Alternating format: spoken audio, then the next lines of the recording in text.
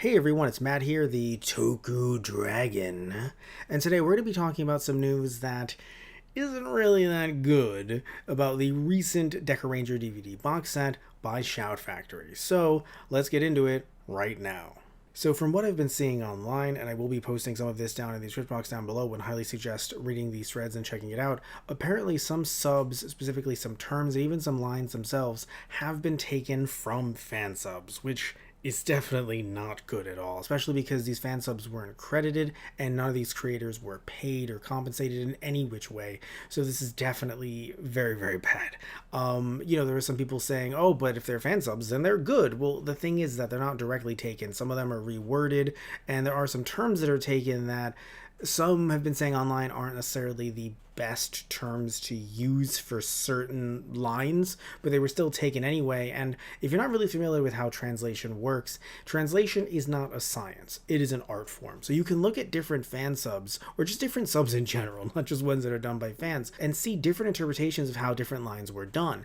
And so in this case, these lines actually were really close to one that were done by Bernadelta fan subs, and it is just very sad to see, because again, there was no compensation at all, there was no credit whatsoever, and people are kind of left wondering, what happened here. And so I actually have the set myself, and I can't talk about it in this video because the set just came in yesterday. Once this video is being recorded anyway, it came in yesterday, and I haven't opened it up yet. I'm going to do an unboxing of it as well. I'm going to do a whole review, not just on the series itself when it comes to, the confines of this box set, but also talk about some of these issues. And I'm even going to have to look at some subs online, some fan translated subtitles, to actually compare and see if there's more stuff that was taken and not just these 1 to 2 lines that we've seen online. So this is actually just, again, very sad to see, because of the fact that, look, I know that there's some people out there that are like, oh no, but these are good subs then, right?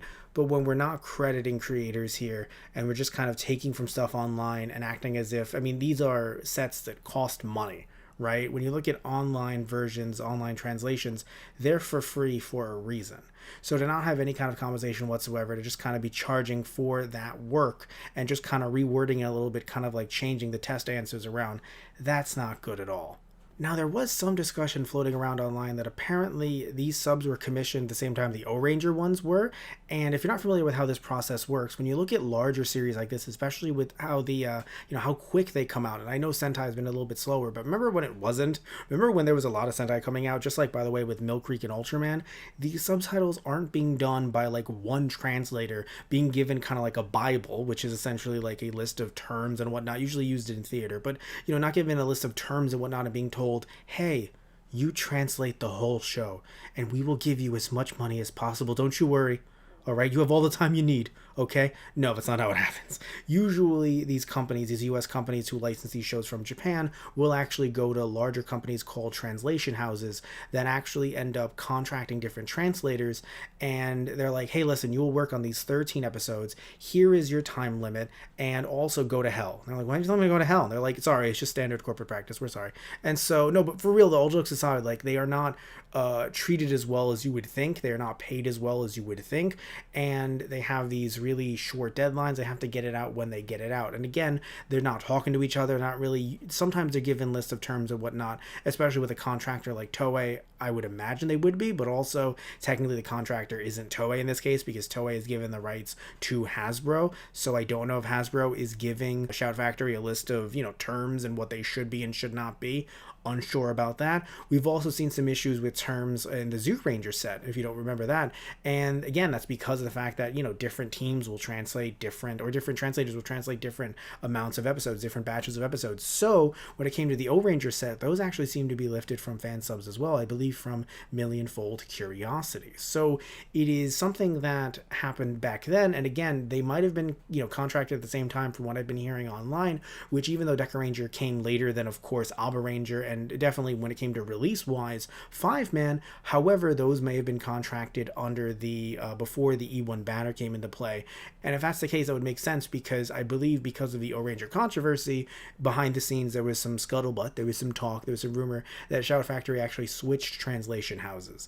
So that's kind of the problem you run into when you don't have a company like Shout Factory paying one translator or their own sets of translators that they can actually look at under their own eye, and they actually actually just end up going to a translation house, and then, I mean, you know, you have these strict deadlines that you have to adhere to, and that also ends up having crunch involved in it as well. And so you end up having a situation where, you know, did someone actually watch all 50 some odd episodes in one sitting? Have they ever done that for Super Sentai before? That's funny.